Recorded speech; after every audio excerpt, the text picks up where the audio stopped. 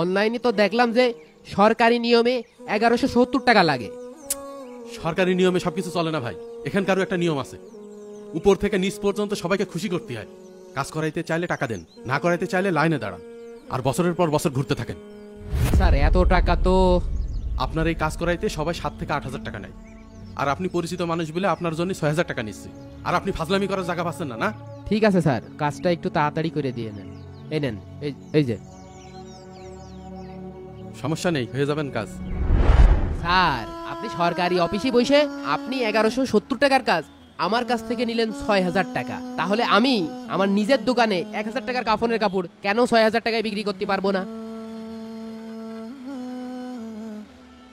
আমার উদ্দেশ্য আপনাকে অপমান করা না, শুধু একটা শিক্ষা দেওয়া। সেই দিন যেই জমি খারিজ করাতেই আমার কাছ থেকে ঘুষ নিয়েছিলেন, একদিন সেই জমিতে আপনার কিন্তু কবর হইতে পারে।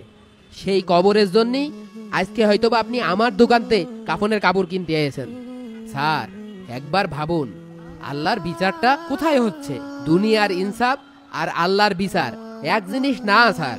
আপনার বাবার জন্য এই কাফনের কাপড়টা যান এমনিতেই দিয়ে দিলাম, আপনার বাবার দাফনের ব্যবস্থা করেন।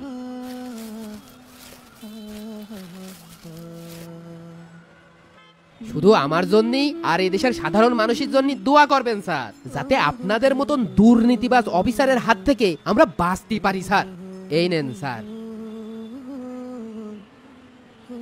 বন্ধুরা ভিডিওটি সর্বোচ্চ শেয়ার করে ভূমি অফিসের কর্মকর্তাদের কাছে